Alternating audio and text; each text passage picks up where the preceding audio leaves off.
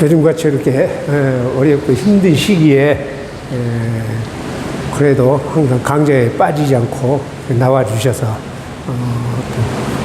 배우려고 하는 그런 마음의 자세들이 제가 생각할 때는 상당히 기특하다 그렇게 생각합니다.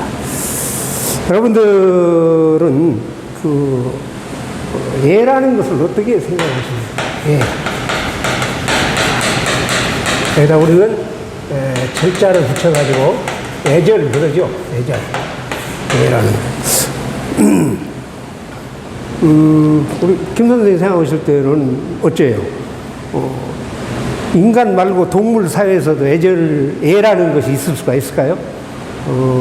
그런 우리 인간들이 사람들이 생각하는 그런 예하고는 있는지 없는지는 모르겠지만은 그냥 본능적인 하나의 이제 굴복이라고 그럴까 굴종이라고 그럴까 이제 그런 정도는 있을지는 모르겠지만은 인간이 생각할 수 있는 그런 예라는 것은 동물 사회에서는 없다고 보는 것이 타당하겠죠.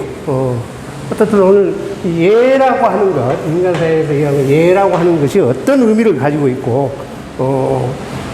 우리 동양 사회에서는 고래로부터서 예의 출발이 어떻게 이루어져 왔는가, 또 그리고 현대적 관점에서 과연 예라는 것은 우리가 어떤 시각으로 바라보고 어떻게 행해야 되는가, 그런 내용들을 쭉 한번 이야기를 해보도록 그렇게 하죠. 우선 예라고 하는 것은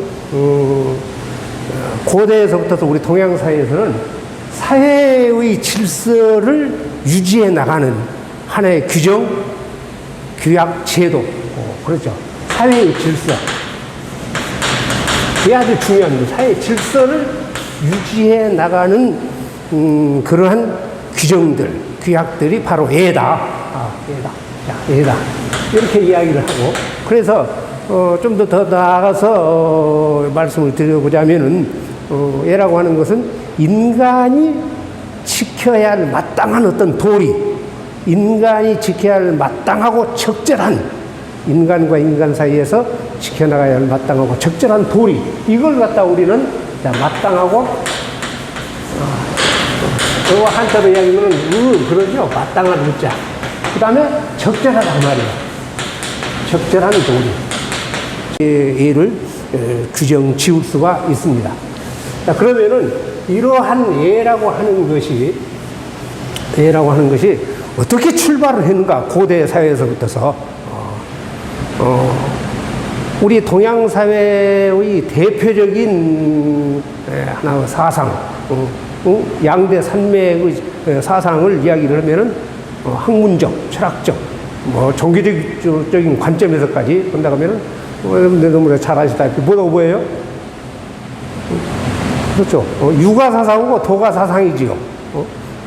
특히 유교 사상, 유가 사상에서 이 예를 나타내는 예의 사상, 이를 가장 중시하고, 예를 중시하고, 또 심지어는 예의 문화라고 해도 과언이 아니죠. 자, 우선 예라고 하는 것은 고대에는 지금 현대적 관점에서 생각하는 좀 차이가 있을 수가 있습니다. 예의 출발을 보면은 예라고 하는 것은 어디서 출발하느냐, 하늘의 제사를 지내는 제례 의식이라든가 그런 것들로부터서 출발을 했다고 봅니다. 다시 말해서 어떻습니까? 우주의 질서, 다시 말해서 봄, 여름, 가을, 또는 춥고 덥고 여러 그 우주가 규칙적으로 자연적으로 유지해 나가면서 돌아가는 그런 현상들이 있죠. 이런 현상들이 어긋나면은 인간은 어떻습니까? 살 수가 없는 것이죠.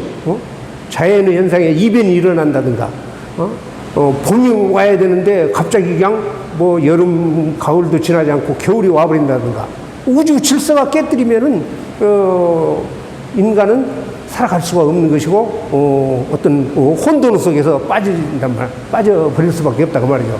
그래서 그런 우주가 규칙적이고 그렇게 질서 있게 돌아갈 수 있도록, 그렇게 변함없이 돌아갈 수 있도록 하늘에 비는 어떤 형식, 예? 하늘에 제사를 지낸다든가. 그런 데서 이제 제사의 의미도 나오게 되고 있어요. 제사.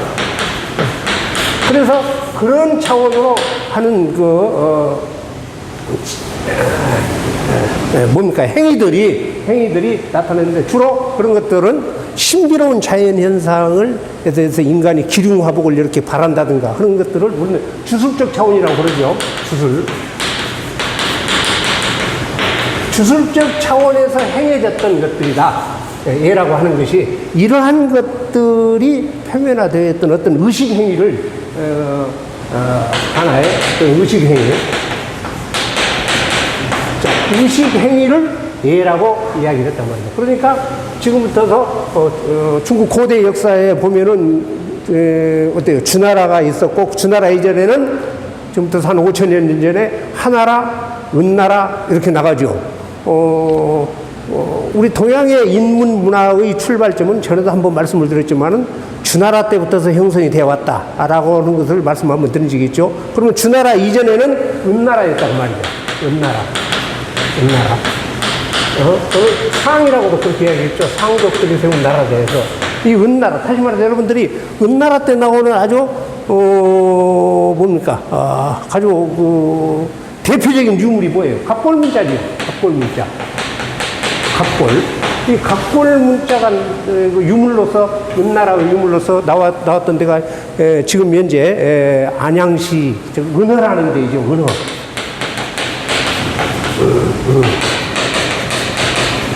은어. 예.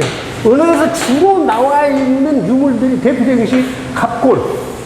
다시 말해서 점을 치고 그런 기록들을 갖다가 거북이 배껍데기에다가 이렇게 새겼다든가 또는 동물의 어깨뼈라든가 이런 데서 새겨놓은 것 그런 것들을 우리는 갑골문자라고 이야기하죠. 갑골문자. 이런 갑골문자 다 점쳤던 주술적인 행위로 해서 나왔던 그런 내용들이죠. 갑골문자. 그 다음에 대부분이 은나라의 유물들이 제기들이에요. 제사 지낼 때 쓰는 그릇들이란 말이에요. 제기들.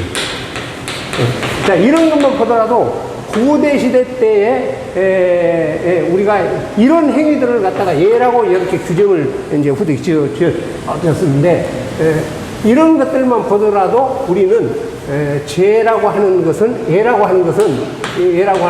초기에는 그런 하늘의 기복을 이렇게 비는 것이라든가 그런 주술적인 행위를 갖다가 예라고 했다. 그러면은 예라는 글자에서 보면은 더욱더 뚜렷합니다. 그런 내용들이. 예라는 글자는 뭐든 것 같아요? 자, 이 글자하고 그 다음에 이 글자하고 결합된 것이죠. 자, 이 풍자라고 하는 것은 풍성하다. 풍상 그러는데 이 글자는 원자는 이런 식으로 되어 있죠. 자, 여기에서 우리는 콩두자 그런데 책상 이렇게 어떤 상을 이야기하는 거예요. 상 위에 음식을 차려놓은 것이다 그 말이죠. 그런 형상을 띠고 있어요. 이 글자가. 그런데 앞에 이것은 뭐도 같아요? 시자리요. 이 시자는 이 귀신 신자 신이다. 이 같다고 그 맥을 같이 하고 있는 글자입니다. 그러다 보면 이 글자만 보더라도 어째요? 하늘에 신에게 음식을 차려놓고 어떤 제를 올리고 있는 그런 형상을 띠고 있다. 그래서 예라는 것은 금방 말씀드렸듯이 주술적인 의미로부터서 시작이 되어 왔다고 그렇게 봅니다. 자, 이러한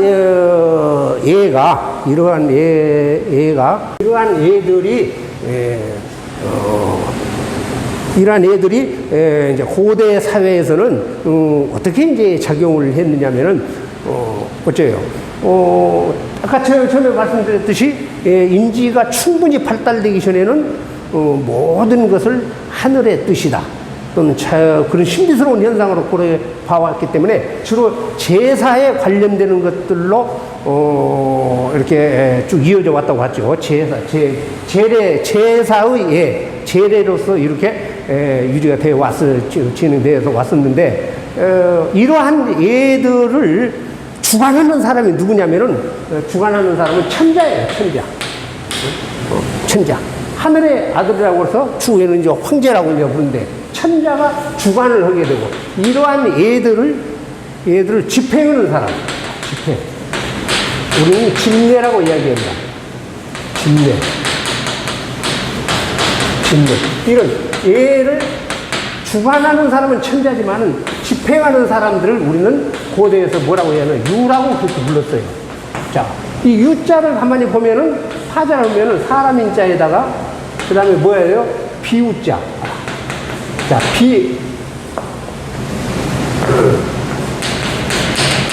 비우자에다가 이 아래 우리가 이자, 써이자 뭐 이렇게 이야기했는데, 이것은 뭐예요? 머리를 풀고 있는 사람의 형상이다. 상형무자에서는 그렇게 이야기를 해요. 그러면은 이 유자는 머리를 풀고 하늘에 뭐 가뭄이 들거나 그럴 때 비를 이렇게 구하는, 비를 비는. 우리가 기우제 신을 때도 그렇죠. 머리 풀고 어떤 그 학창이 같은 그런 도복을 입고 이렇게 비는 그러한 형상이 유다 그 말이에요. 그러니까 유라는 말 자체는 하늘에 비를 빌고 제사를 지내는 사람들을 형상해 놓은 것입니다. 그래서 집례자를 유라고 그러는데, 이 유들이 이제 사상가들은 우리는 후기에 이제 세월이 지나면서 유가들이다, 유자들이다 이렇게 부르죠. 그러니까 자연스럽게 유가의 사상은 금방 제사를 모신다거나, 그렇기 때문에 주로 상례라든가 그런 제례에 아주 뭡니까 아주 전문가들이죠. 그러다 보니까 자연히 이 예라고 하는 것이 자연히 유가 사상의 핵심적인 사상으로 이렇게 자리를 잡게 되었다. 그것이 예의 고대에서부터 하나라, 은나라 이렇게 지나온 고대로부터서 예가 변천되어 나오는 그런 과정입니다. 그런데 이러한 예는 한번 말씀드렸던 이러한 예는 상당히 공자를 지나와서 순자대에 와가지고 자, 순자라는 사람 알죠? 순자라는 사람은 보통 BC 300년경에 태어났다. 뭐 298년 이렇게 이야기하는 사람들도 있는데 300년경에 태어나서 약 70여 세 정도 살았던 사람입니다. 그러니까 공자가 돌아가시고 나서 공자는 479년에 돌아가셨다고 그랬죠. 그러니까 약 한 180년 정도 있다가 태어나신 분이에요. 순자라는 사람은. 유가사상의 이렇게 흐름을 보면은 공자, 그 다음에 뭐라고 그래요? 맹자, 순자. 그런데 역시 맹자는 공자보다도 순자보다도 한 70년 정도 앞선 사람인데, 그래서 유가사상의 대표적인 맥을 이렇게 있는 사람은 맹자와 순자이지만은 통상 우리는 맹자라고 이야기해도, 그러나 이 순자라는 사람이 차지하고 있는 학문적 차원에서 또는 사상적 차원에서는 맹자에 못지않게 아주 중요한 그런 위치를 차지하고 있습니다. 자, 그것은 학문적인 맥을 이야기를 이제 별도로 이야기를 하고, 어떻든 순자라는 사람이 와가지고 이 예라고 하는 것을 훨씬 더 실질적이고 현실적으로 규정을 했어요. 이 사람은 어떻게 예를 규정을 했냐면은, 순자는 어떻게 예를 규정을 했냐면, 예라고 하는 것이 발생된다. 예기하야 그랬어요. 예라고 하는 것이 어떻게 일어나고 발생이 되는가. 그것은 인간의 욕심 때문에 예라는 것을 제정을 할 수밖에 없다라고 그렇게 순자는 예를 규정을 했습니다.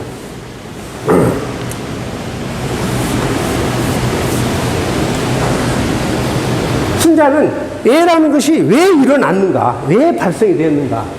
자, 인생, 유욕. 자, 인생, 유욕. 인생이라는 것은, 사람이라고 하는 것은 욕심이 있기 때문에, 욕심이 있기 때문에, 그렇다. 그래서,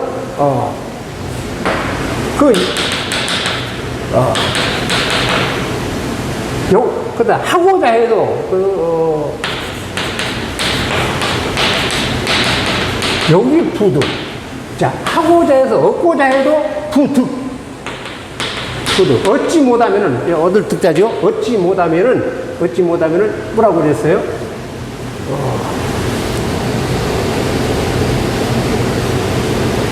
욕심이 있으면 얻지 못하면은 다투지 않을 수 없다. 그런 거로 뭐라고 했어요? 예를 제정을 한, 예라는 것을 제정을 해가지고, 예라는 것을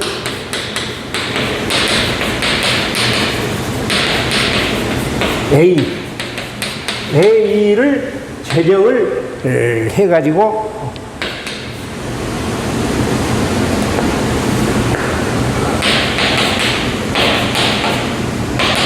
A의든지 예와 의를 제정을 했다라고 이렇게 딱 못을 박았습니다. 다시 한번 보도록 하겠습니다. 자, 사람이라고 하는 것은, 인생이라고 하는 것은 하고자 한다. 무언가 욕심이 있다고 말이죠. 욕심이 있다. 그런데 욕심, 자, 얻고자 해도 부득 얻지 못하면은, 얻지 못하는 것을 구하지 못하는 것을 잘하지 못한다. 그러니까 이 말은 구할 수밖에 없다. 구할 수밖에 없다. 구하려고 발버둥을 칠 수밖에 없다. 그런데 구하려고 해도 그 한계가 제대로 남아져 있거나 그 양이 헤아릴 그 양이 갖다가 딱 이렇게 특정되어져 있지 않으면은 서로 많이 얻으려고 딱 이렇게 나눠서 한계가 이렇게 분명히 돼야 되는데 그런 것이 없으면 다툴 수밖에 없단 말이에요. 투쟁. 그 다투지 않는 것을 능히 못한다라고 했으니까 다투지 않을 수밖에 없다. 그러니까 뭐예요? 이런 한계를 갖다가 분명하게 이렇게 잘 쪼개서 정해 놓는 거. 그런 것들이 바로 A와 의라는 거예요. A라는 거예요. 이렇게 순자라는 사람은 A를 갖다가 인간의 욕심으로 인해서 나타날 욕심을 잘 이렇게 조절하고 정리하기 위해서 제정해 놓은 것이 무엇이다? A라고 이렇게 규정을 지었습니다. 지금 생각하면 굉장히 평범하고 사소한 일인 것 같지만은 어째요? 고대에서 이 예를 갖다가 단순히 하늘의 제사를 모시고 뭐 주술적인 내로서 기복을 빌고 그런 데서부터서 어째요? 아주 현실적이고 논리적으로 이렇게 정의를 해왔단 말입니다. 이것이 순자에 나와 있는 유명한 예론입니다. 순자라는 사람이 예에 대한 어떤 논을 갖다가 학술적으로 이렇게 딱 규정해낸 이유로 그 후대에 와서 모든 예는 순자대에 와서 순자의 예론을 바탕으로 삼지 않을 수 없게 그렇게 되어 있습니다. 정리가 되었다가 후대에 와서는 이 예는 5개의 예로 다시 정리가 됩니다. 그래서 우리는 그것을 오래라고 이야기를 하죠. 자, 오래에 대한 것을 간단하게만 이야기를 하고 넘어가도록 하겠습니다. 첫째는 길래. 5개 중에서 길래라는 것이 있어요.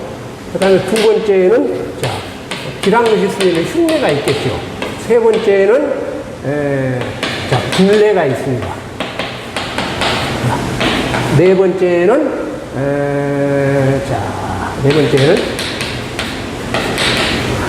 가래가 있습니다.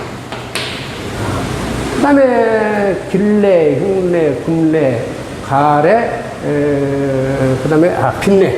5번째, 빈내. 자, 빈내. 이게, 후대에 와서, 5개의 예. 우리나라에 보면은, 나라에서 정하는 국조 5레이, 그런 이야기 들어보셨죠? 이런 내용이에요.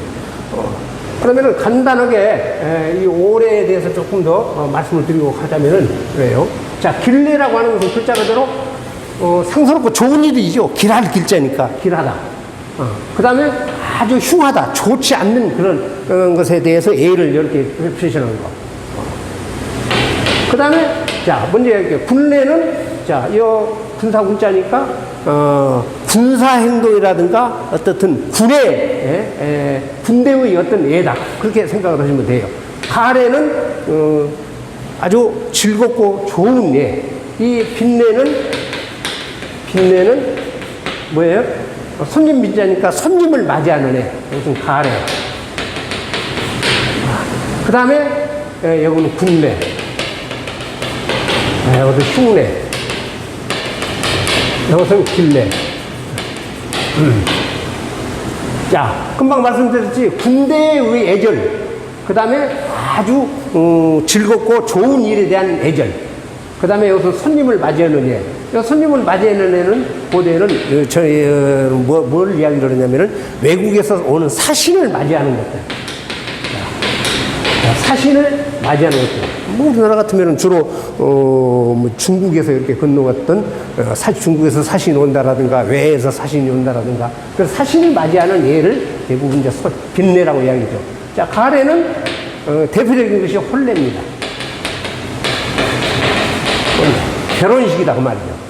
그 다음에 군대는 여러 가지 군대의 의식들이 있죠. 뭐 열병을 한다든가, 출정을 할 때 어떤 그 예를 이렇게, 지금 뭐죠, 갖춘다든가 그런 것들을, 자, 군대의 예들, 군대의 예들. 여기서 우리가 눈여겨봐야 될 것은 길례와 흉례입니다. 흉례는 대표적으로 사람 죽음하고 관련되는 거예요. 자, 상. 길례는 아까 뭐라 했어요? 좋은 일이었죠. 근데 여기서 우리가 일반적으로 알고 있는 개념하고 조금 상이한 것들이 있어요.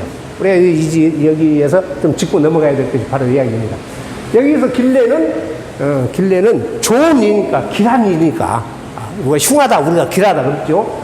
자, 길한 일인데 제사 지내는 것들이 전부 다 길례에 들어간다 그 말이에요. 길례.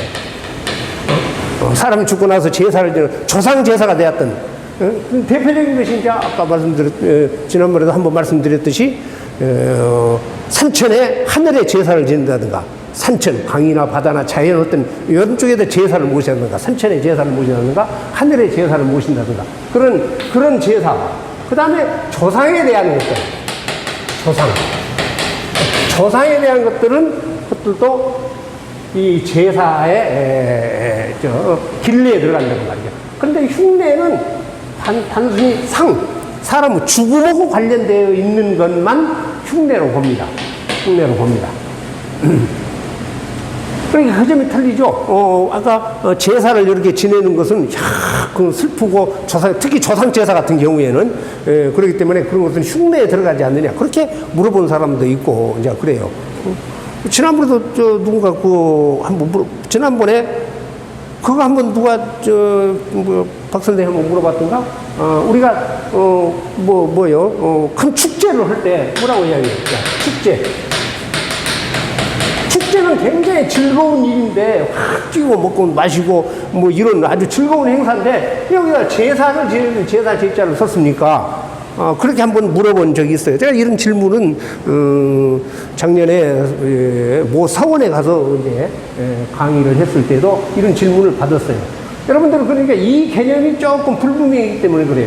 제사라고 하면은 굉장히 사람 죽음하고 연관을 해가지고 슬픈 일이다 이렇게 생각을 하니까, 축제를 이렇게 즐겁고 흥겨가 될 것에 왜 제자를 썼는가, 이런 의문이 쓸 수밖에 없어요.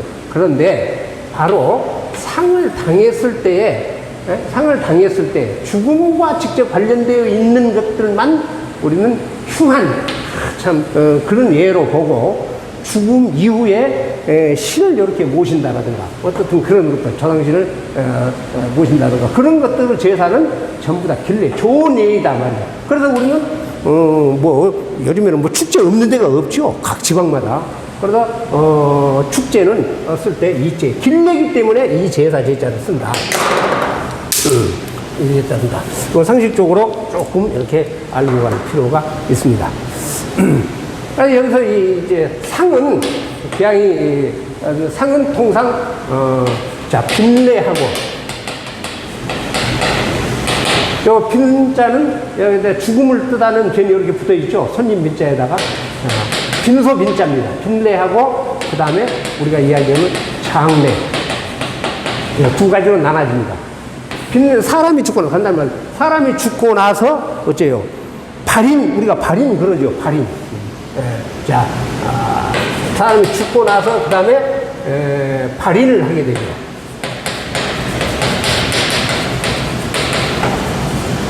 자,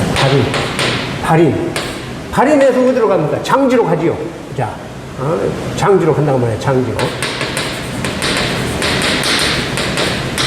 가게 되죠. 자, 그래서 죽어서 발인하기 전까지를 빈례라고 이야기를 합니다. 그러니까 이 기간 동안에 우리는 손님을 받지요. 문상을 놓은 손님을 받죠.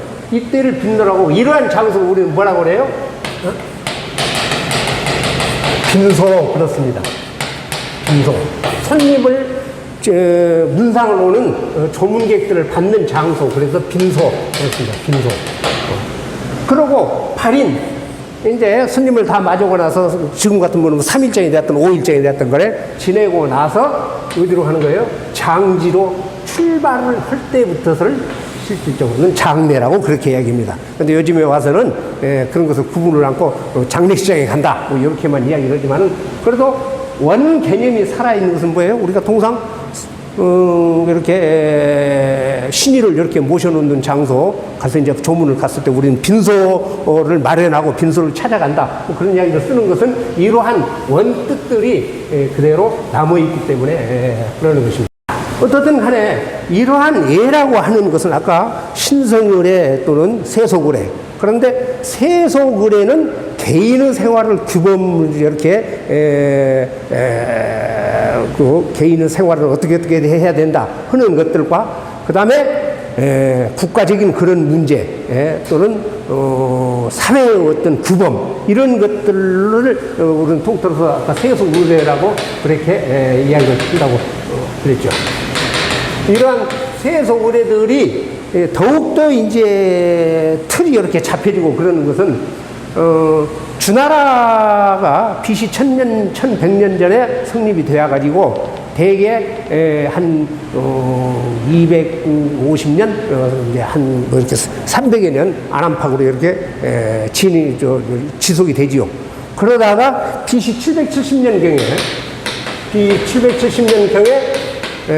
주나라 이때까지 그러니까 BC 1100년 무렵부터 이때까지를 서주시대라고 이야기를 하죠. 이때 완전히 정착된 그 제도가 우리는 봉건제도라고 이야기합니다. 봉건제도. 자, 봉건제도다. 봉건제도다. 그렇게 이야기를 하죠. 자, 봉건제도다. 봉건제도라는데 이 봉건제도를 전에 한번 자세히 말씀을 드렸으니까 이해를 하실 수가 있을 것이고 이 봉건제도의 질서가 완전히 무너지기 시작한 것이 이제 춘추시대 때 들어와서부터서 그러고 더더군다나 이제 공자가 태어나서 활동했던 춘추시대 때 말기에는 완전히 무너지면서부터서 이제 예라고 하는 것들이 상당히 이렇게 흐트러지게 됐죠. 최고의 혼란은 그런 시기에 들어섰으니까. 그런데 이제 이 공자대에 와가지고 이 예라고 하는 것이 새롭게 이렇게 뭡니까? 재해석이 되고 그래서 이 공자라는 사람들에 와서 예는 일반 서민들까지도 일반 서인들 백성들한테까지도 적용이 되고 그 다음에 가장 그 예라는 것은 사람이면 누구든지 지키고 가야 된다는 보편성을 띠게 되었다고 이야기를 할 수가 있습니다. 자, 왜 그러냐면은 공자 이전까지는 예라고 하는 것은 불하서인 재밌는 이런 이야기였어요. 예기가 나온 이야기입니다. 예라고 하는 것은 요 서인은 일반 사람들을 이야기해요. 그런데 일반 백성들을 이야기해요. 일반 백성들. 일반 사람들한테, 서인들한테까지는 내려가지 않았다. 적용이 안 됐다. 그 대신 또 이런 이야기도 있죠. 형벌은 대부.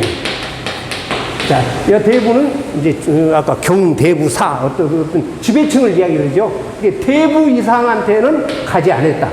그러니까 형벌은 반대로 뭐예요? 서인들한테 적용이 되고 예라고 하는 것은 대부 이상의 지배층한테만 적용이 되었다라는 것이 얘기에 나온다고 말이에요. 다시 말해서 예라고 하는 것은 서인들한테는 상관이 없는 것이고 지배층에 있는 대부 이상 지배층에 있는 사람들한테만 적용이 되었다. 그런데 그만큼 이제 예를 잘 지키지 않으면은 뭐 서인으로 되어버린다든가 예를 벗어나면 사람 취급을 못 받는다든가 지배층에 있는 사람들은 이제 그런 어떤 도덕적 제약을 이렇게 받게 되겠죠.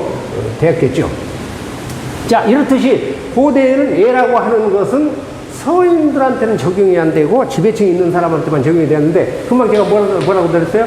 자, 공자대에 와서 물론 공자 이전 조금 전에도 이제 그랬을 수가 있겠지만은 여러 가지 자료상으로 보면은 공자대에 와가지고 얘는 보편화가 되었다.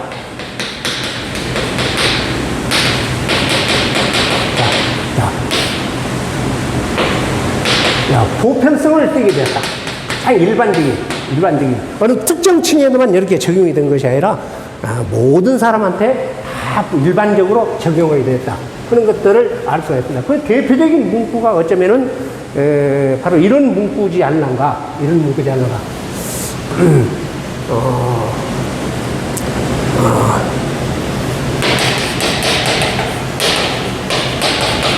돼지 일에 유치차격이라는 말이 있습니다.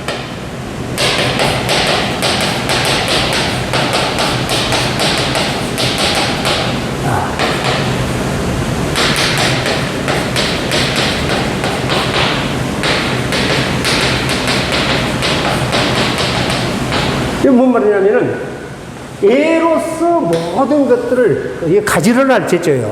다 이렇게 정리를 하고, 가지런하게 질서를 이렇게 잡으면은, 잡으면은 유치, 부끄러움이 있어가지고, 자, 애를 하게 되면 어째요? 사람이 부끄럽고 안 부끄럽고, 문제 그런 것에서, 물론 이제 의를 이야기하기도 그렇지만은, 이 치자는 부끄러움이 있으면서 격을 갖춘다, 그 말이에요. 격을 갖춘다. 그러니까 사람 노릇을 한다는 이야기가 품격이 있다는 이야기를 하죠, 우리는. 그래서 애로서 모든 것을 잘 이렇게 정리해놓고 가지런하게 하면은 질서를 잡으면은 사람들은 부끄러움을 알아가지고 부끄러움을 알아서 품격을 스스로 갖추게 된다. 이런 이야기입니다.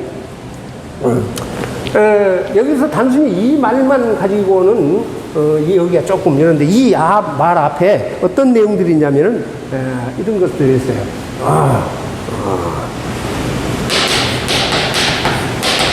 재지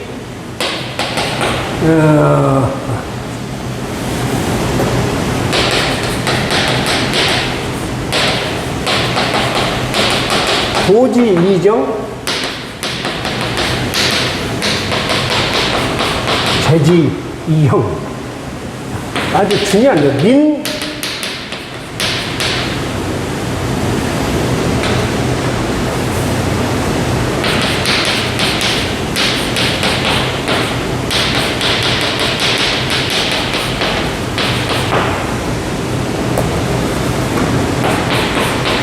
민면이 무치.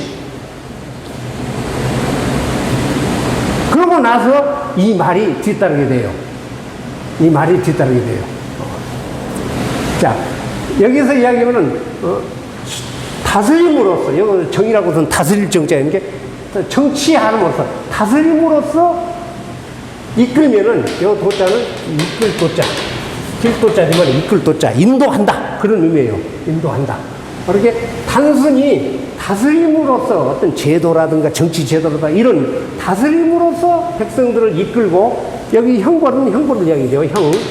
형벌로서 가지런한 거예요. 법으로서만 모든 것을 하면은 여기에 나오죠. 백성이라고 하는 것은 백성. 아까 뭐라고 했어요? 서인이다 그 말이에요. 백성 서인. 백성들은 민면이 무치. 면하려고만 한다. 민면이 무치. 면하려고만 한다. 무슨 얘기죠? 백성들은 민면이. 부끄러움이 무치. 부끄러움이 없이 단순히 그런 법적인 문제라든가 그런 거 도덕심이 다시 말해서 없다고 말하죠. 아까 말씀드렸듯이 그랬죠. 정치로서 다스리고 다스림으로써 사람들을 이끌고 그 다음에 형벌로서 모든 것을 가지는 하려면은 백성들은 부끄러움이 없어져서 단순히 그것만 벗어나려고만 한다. 그러므로 어째야 된다고요? 사실은 덕으로서 다스리고 그 다음에 예로서 여기 이야기는 예로서 모든 것을 바로잡으면은 부끄러움을 알아가지고 스스로 품격을 찾는다.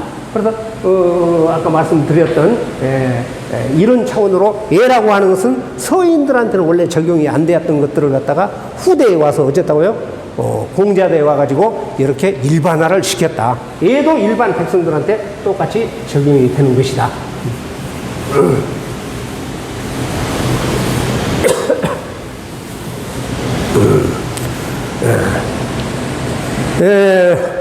이제 그래서 이제 이렇게 예라고 하는 것들이 당초에는 굉장히 고차원적인 차원에서 뭡니까 주술적인 차원으로서 출발을 해가지고 인간들의 사회에서 어떻게 우리가 규범화 되어가지고 뭡니까 모든 사람들한테까지 사회 질서를 유지하는 하나의 체계로서 이렇게 발전이 되어 왔는가. 이거 이제 아주 핵심적인 사상이 유가 사상이라고 이제 그렇게 말씀을 이제 드렸죠. 유가 사상에서는 원래 유가 사상은 우리 동양 사상들이 대부분 다 그러지만은 서양 사상으로는 좀 틀리게 것이 없습니다. 절대적으로 모든 현상들을 이렇게 좌지우지하고 뭐 하는 그 서양에서 얘기하는 신이라고 하는 것은 뭡니까 절대신이죠. 우주 만물을 창조를 하고 그 다음에 어떤 인격성을 부여했던 인격신이죠. 그러나 동양에서는 그렇게 절대적인 어떤 인격신적인 서양에서 맡아가지고 그런 신들이 없어요. 그래서 사회의 질서의 모든 현상이라고 하는 것은 인간 스스로가 만들어낸다. 인간 스스로가. 그래서 이러한 인간 스스로 만들어내는 현상을 갖다가 올바른 질서 속에서 유지해 가게끔 하는 그런 규정과 제도라는 것이 무엇이냐? 바로 예라는 것입니다. 예. 그러면은 예라고 하는 것을 우리는 더욱더 이제 좀 더 현실적인 차원에서 어떻게 해야만이 유지를 해 갈 수가 있는가? 예라고 하는 것은 어떻게 하는 것이 예인가? 이제 조금 더 이제 현대적 감각은 아니어도 실질적 감각으로 한번 어떻게 하는 것이 예일까? 우선 어떻게 하는 것이 예일까? 가장 실용적이고 현실적일까? 그러면은 금방 말씀드렸던 현실적이고 보다 더 확실한 그런 예의 어떤 개념은 이미 아까 말씀드렸던 보편화를 예의 개념을 서인들한테까지도 백성들한테까지도 적용될 수 있는 보편성을 부여했던 사람이 적어도 자료상으로라든가 역사적 어떤 흐름으로 보면 이제 공자라고 말씀을 이제 드렸었는데, 예에 대한 이야기를 벌써 이 무렵에 지금 방 말씀드렸던 굉장히 현실 감각적 차원에서 이야기하고 지금까지도 우리는 지키고 가야 된다고 그렇게 생각하는 개념이 이 무렵에 벌써 나왔다. 공자라는 사람이 공자께서 태묘에 들어갔을 때, 태묘에 들어갔을 때,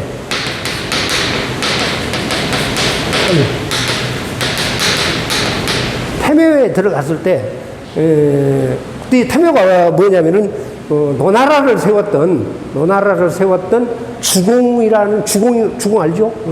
주공, 공자가 가장 존경을 했다고 하는 주공이라는 사람. 주공을 모시고 있는 사당입니다.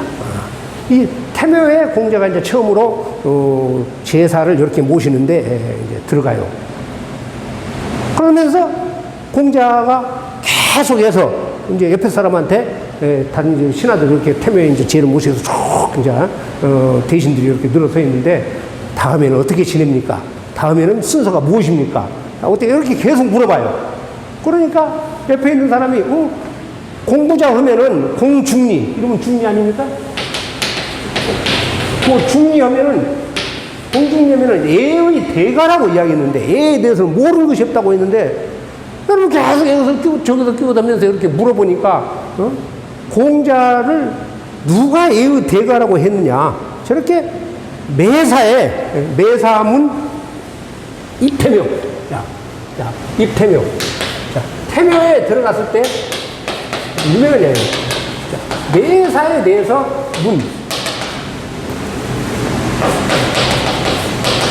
물어봤다고 그래요. 매사에 대해서 물어보니까 공자의 아버지가 추땅에서 이렇게 다스림을 했던 사람이라고 그러죠. 무사 출신이었으니까. 그러니까 추인지자, 추땅에 살고 있는 놈의 자식이 좀 심하게 이야기하면은 누가 애의 대가라고 했느냐 저렇게 몰라가지고 물어보는데 그러면서 이제 비웃고 비난을 한다 그 말이죠. 그러니까 공자가 그거 다 이야기한 얘기야. 태묘에 들어갔을 때마다 내가 모르니까 매사에 대해서 내가 물어봤다. 이것이 바로 입태묘 매사문 시래야.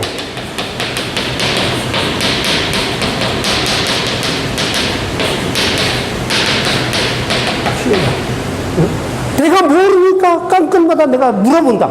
이것이 바로 애인 것이다. 애라는 것이 뭐 거창한 것이 아니다. 얼마나 현실적이고 실적입니다. 겸허한 마음이죠. 모르면서도 괜히 아는 척하고 이런 것들은 애가 아니고 또 알면서도 또 아는 척 이렇게 하는 것도 애가 아니다. 알면은 그대로 진행을 해만 되는 것이고 모르면은 전부터도 그런 이야기 했지 않습니까? 나무집 제사에 가서 떡나라 감나라 하지 않는다라는 것. 그렇죠? 거기에는 그 집안에 특색이 있는 것이고 다 특성이 있으니까 틀릴 수가 있다고 말이죠.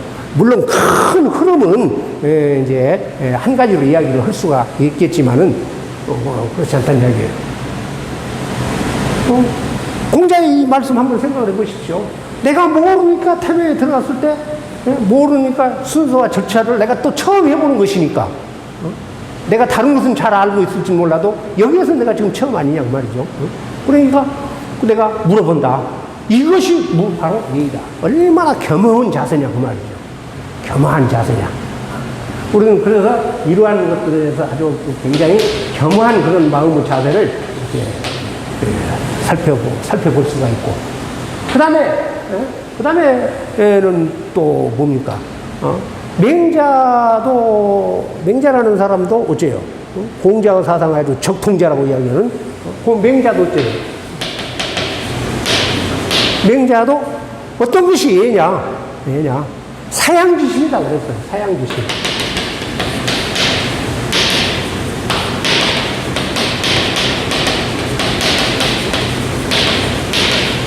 사양지심, 예지단이야. 사담에서 이야기 안 하죠? 인의, 예지. 네 가지가 가장 단초된 거. 인지,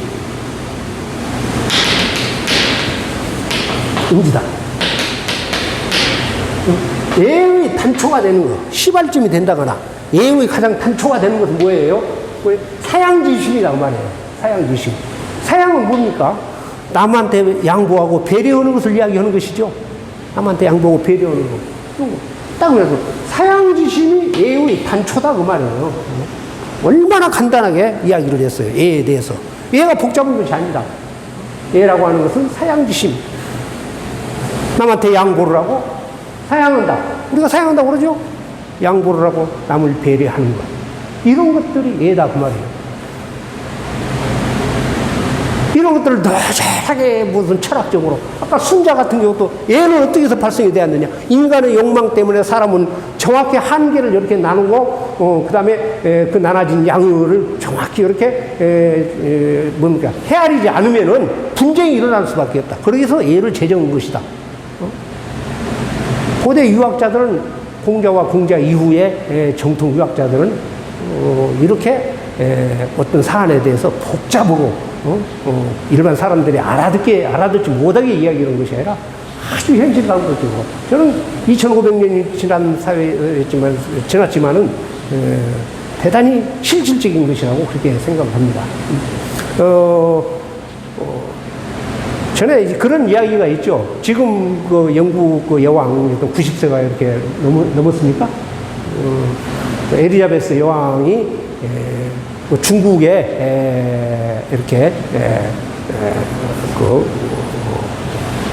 사람을 이렇게 접대를 이제 외교관이었겠죠. 이제 중국에서 이렇게 온 손님을 이렇게 접대를 하게 됐는데 그때 이제 그 유럽 사람들은 그렇죠. 음식을 먹기 전에 옆에서 이렇게 손을 씻는, 영어로는 핑거볼이라고 그렇게 이야기를 한다는데, 조그마한 대야에다가 이렇게 물을 뜨면 거기서 이제 손을 씻고 음식을 이렇게 손으로 이렇게 먹거나 뭐 이제 그러는데, 중국 에리자베스 여왕한테 손님으로 갔던 분이 그게 깨끗한 대야에 이렇게 담겨져 있으니까 마시는 물인 줄 알고 그걸 마셔버렸다 그 말이에요. 그러니까 여왕 에리자베스 여왕이 옆에 있다가 만일에 그건 손 씻는 물이라고 했다면 얼마나 상대편이 무안하겠습니까? 그런데 그걸 딱 보더니 아무 스스럼 없이 에리자베스 여왕도 그 물을 그대로 이렇게 마셨다라는 이야기예요. 이런 것들은 영국 여왕의 인품을 갖다가 단적으로 이렇게 표현되겠지만은 어째요?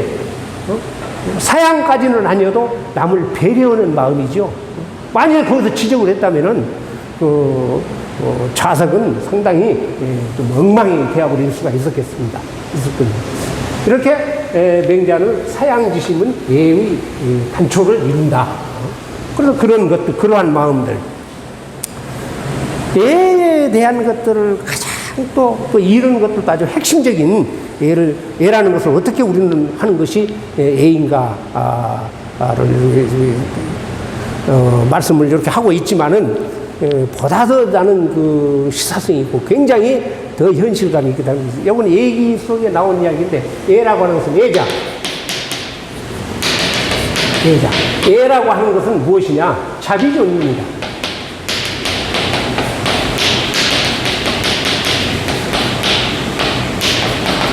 예라고 하는 것은 자비, 나를 낮추고, 예라고 하는 것은 자비존입니다. 어째요? 자비, 나를 낮추고, 존인, 다른 사람을 존경하고 높여주는 것이다. 또 이 말만큼 예를 갖다가 이렇게 쉽고 현실적이고 복잡하지 않게 이야기하는 거 아무리 찾아보려고 해도 없을 것 같아요. 예라고 하는 것은 자비존인 것이다. 자비존인 것이다. 여러분들 뭡니까? 성경에 옛날 고대 성인들이 옛날 우리가 성인이라고 칭하신 분들은 다 일맥상통했던 것 같아요. 성경에도 그런 구절이 있던 것으로 생각이 나요. 어떤 구절이냐?